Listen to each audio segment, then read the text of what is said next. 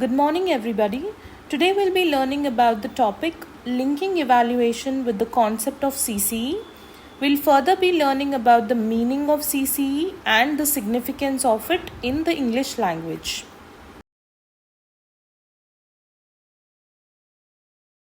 CCE or Continuous and Comprehensive Evaluation is a process of assessment that is mandated by Right to Education Act of India. This approach has been introduced both by the state governments as well as the CBSE or Central Board of Secondary Education in India. The main aim is to evaluate every aspect of the child during their presence in the school. Because of multiple tests that occur during this continuous evaluation throughout the year, it reduces a lot of pressure and stress on the child during or before the examinations. The CCE method is claimed to bring a lot of change from the basic traditional chalk and talk method of teaching. As a part of this system, student marks are replaced by grades, and these grades are evaluated through a series of curricular and extracurricular evaluations alongside the academics. The aim is to reduce the workload of the students, and this is done by continuous evaluation throughout the year through small tests rather than one single test, which becomes a burden at the end of the year. Grades are awarded based on work experience skills, dexterity, innovation, steadiness, teamwork that is done by students, public speaking skills, behavior, and all other things. This helps to evaluate not just the academic aspect but the overall measure of the student's ability. It also helps the students who are not really good in academics to showcase their talent in other fields like art, athletics, music, sports, or humanities.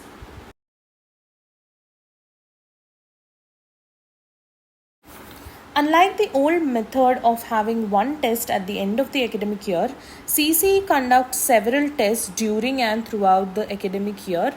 So there are two types of tests here. We have formative assessment as well as summative assessment. We will learn the differences here. So formative assessment comprises of all the student work that is done at home or in the class, any performance in oral tests, quizzes, or the quality of the project and assignments that are submitted by students. All of this are actually included in the formative assessment.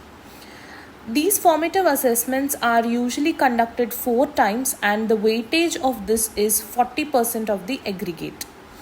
In some schools, we have a written test instead of all multiple oral tests.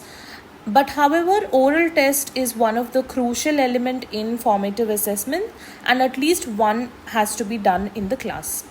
Summative assessment is a 3-hour long written test which is conducted thrice a year. The first summative assessments, or the essay 1 as we call, is conducted after first 2 formatives, and the essay 2 is conducted after the next 2 formatives. Once the syllabus of the first summative is completed, it will not be repeated in the second summative. The student will have to concentrate completely on new topics for the next summative. The third summative, or essay 3, is conducted at the end of the academic year. In the SSC schools, the weightage of the formative assessment is 20% and the summative assessment is 80%. The marks of each assessment tool is reduced to 5 marks, and total of 4 assessment tools is taken as 20 marks. The summative exams conducted as quarterly, half-yearly and annual are reduced to 80 marks. In CBSE, the result is processed at the end of the year by adding the formative score to the summative score, that is 40% plus 60%, which adds up to 100%. Depending on the percentage, the board will deduce a CGPA and thereby a grade.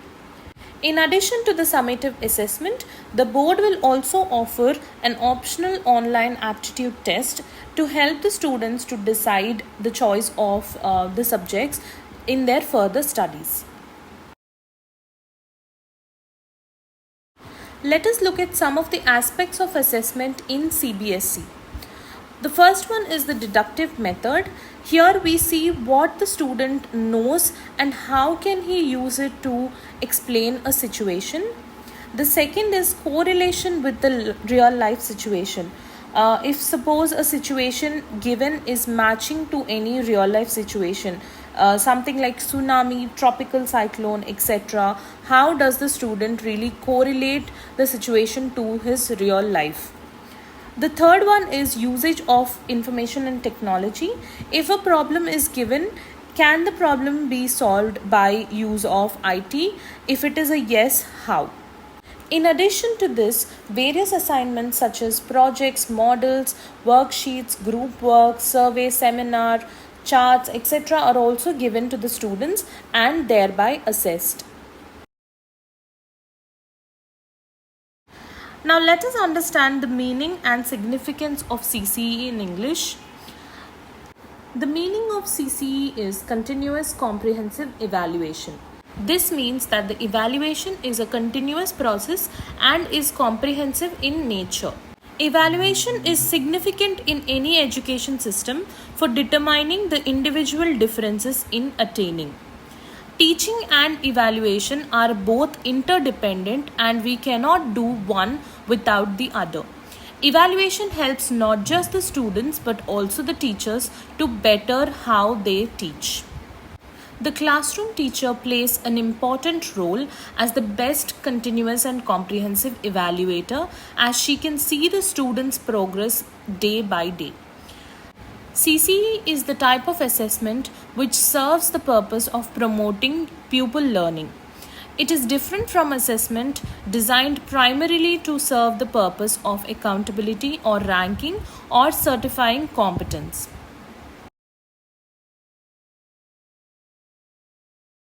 Now let us see what is the significance of CCE in English. In the present day and age, we need to understand that language education is only beneficial if it is meaningful to the learners. The learners will be convinced of the benefits of the target language only if they are able to communicate successfully. And one of the ways that we can understand that the language is being enriched in the learner is to use assessment as an ongoing form to capture the learner's growth, which can be done by CCE. Here, the learner is required to use the language in different real life contexts such as reading and writing. Continuity in the use of target language through ongoing assessments can assure the learners of immediate language gain. Let us understand the significance of CCE through another example. Imagine two instances of language use through two types of language assessments. In one of the assessment, the learner must perform a timed objective short language test. In the other, the same group is asked to perform in an extended language assessment. This can be done in the class where they have to read a text or a paragraph and then talk about what they could understand or their opinion that can be presented on the topic that is read. There will be no time constraint that restricts the learners, and the teacher can assess the students and give the feedback on what the learners have learnt. Now try to assess where most of the language learning has happened. In which context is the language going to be used more? Where is the language production happening in a more easy and a relaxed manner? Which assessment mode is likely to be more successful? We can undoubtedly say that the second case of the assessment is much more useful, which is the CCE. Only in an assessment that is done in an ongoing communicative manner will require the learners to use the language in real life, and this will help a lot more in terms of the learner-centered teaching. Thus, we can conclude that CCE is a tool which is very meaningful in terms of the English language or any language learning. It helps a lot in terms of reliability and better performance and better language learning for the students as well.